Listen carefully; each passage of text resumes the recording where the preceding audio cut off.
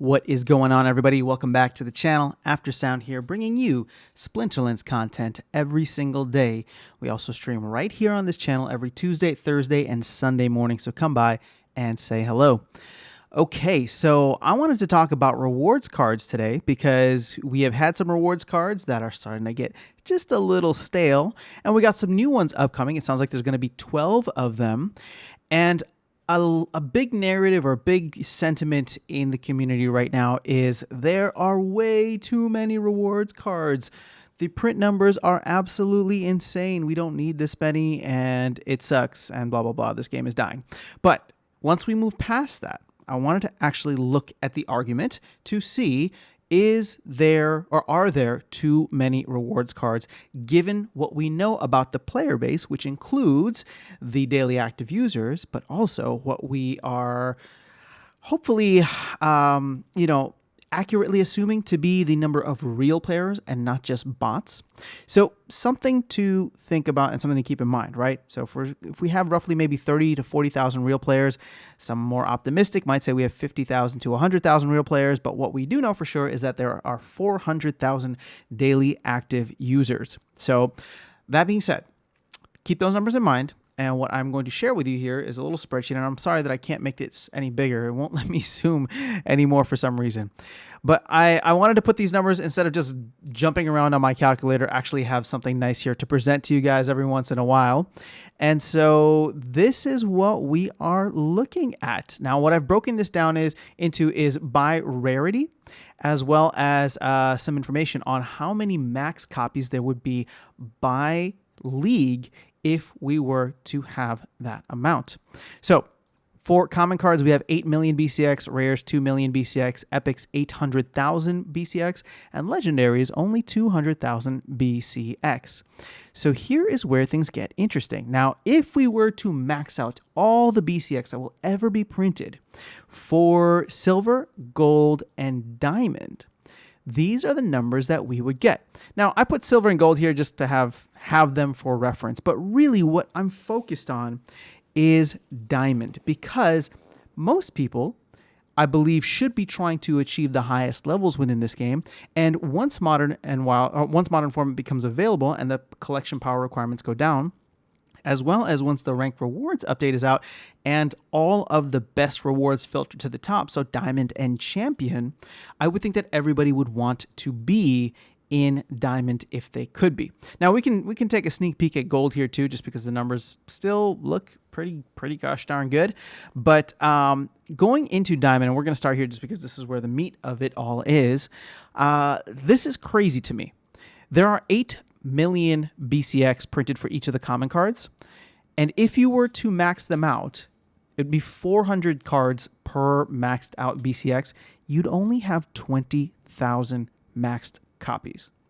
So given that we know that there are probably anywhere between 30 to 100,000 real players in the game right now, I'm not talking about in the future when hopefully the marketing efforts bring in more people, but right now there's only 30 to 100,000. That means not every person can have a maxed out copy. That blows my mind. I mean, I've been running these numbers around for a while, but I never actually broke it down this way. Now, 20,000 compared to the daily active users and compared to the daily real humans that we may have, this just means that there aren't going to be enough for everybody. And some of these cards I find to be absolutely essential, which is why I've been focusing on making sure that I have enough BCX to max out the cards that I have. Now, this is kind of the same as you go across rare, epic, and legendary. None of these come as high as 20,000. You got 17,000, 17,000, 18,000 for rare, epics, and legendaries, respectively. So I guess what I'm trying to say is this, to play at the highest levels, there's just not going to be enough for everybody. So let's now take this down a step, because I think gold is probably going to be the gold standard of the future, the standard of the future, I should say. Once the modern format power requirements come through, I think many players who are in either bronze or silver right now will be able to play in gold, or at least stretch to gold for maybe end of season or certain parts of the season. So if we take a look at this, the numbers get really interesting here too. Now, common cards maxed out for gold would be at 80,000, which is 20% of the current daily active users. Now, sure, a bunch of those are, potentially bots, and bots wouldn't really play at the highest of levels. But the thing is, if these bots are going to continue operating within the system, it may be worthwhile for them to level up cards, level up summoners.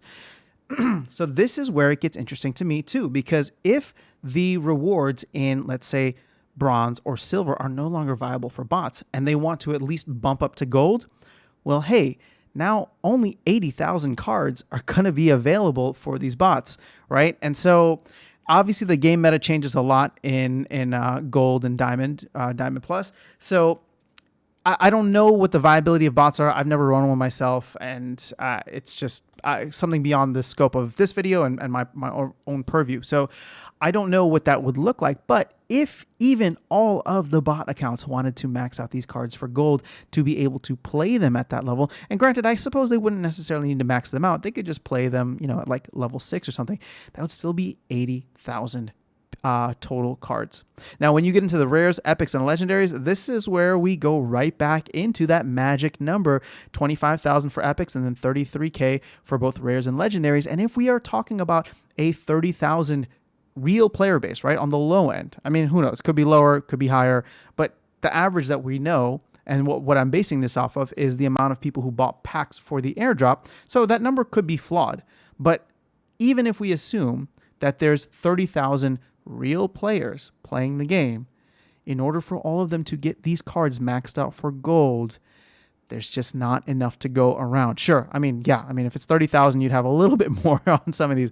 But I would make the assumption and make the argument that over the next 6, 12, 24 months, there's going to be more players coming into the game. And so if you want to play at these maxed out levels, at least for gold and diamond plus, there's just not enough to go around. So when I looked at these numbers, I thought to myself, there's just absolutely no way with the current player base that we have and what the team is expecting to happen, not tomorrow, but in the next 24 months, in the next 2 years, in terms of bringing new players in, there's just not enough of these cards.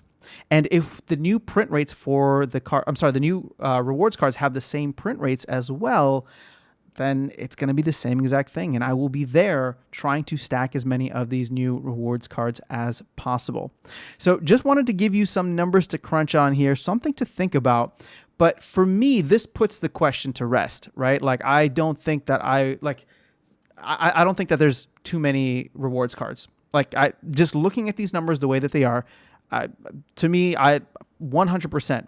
There's not enough, or at the very least, there's a good amount for right now. And when the player base starts to pick up again, and let's say we go from 30,000 real players to 60,000, 90,000, 100,000, whatever it ends up being over the next couple of years, then those new reward cards should technically have a higher print rate so that there's enough for them when they come in.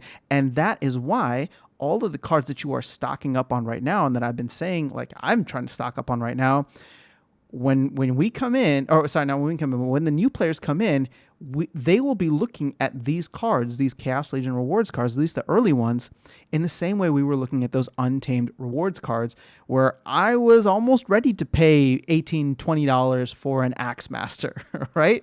So, or whatever the case, Axemaster is going for like $5, $6 now. So either way, when I look at this, there's so many good cards that I use every single match, right? Or, across different matches. There's very few cards. Let me put it this way. There are very few games where I don't use one of the new rewards cards. They're that good. They're that valuable. And so you don't have to get all of them, but definitely the ones that you use and are using with, whatever summoners you have, I would recommend probably trying to max them all out, because you may not have the summoners to play them now, but at the very least you could get extra ones that will be enough for you to max out at whatever point, and just rent the cards out in the meantime. So that's what I'm doing. So that's all I have for you guys in this video. I would actually love to hear your thoughts on this below. For anybody who still is sitting on the other side of the fence for this and thinks that there are too many rewards cards, let me know what you think of these numbers. Let me know if you think that I'm wrong. The way that I've presented them is not a compelling enough argument. But like I said, for me, I did approach this very open-mindedly, and looking at these numbers, there's just not enough, because I would assume that every player, at least in the long run, is going to be trying to get into either gold or diamond plus. So that's all I have for you in this video. Have an amazing rest of your day. I will catch you all in the next one, and I will see you around the game. Take care.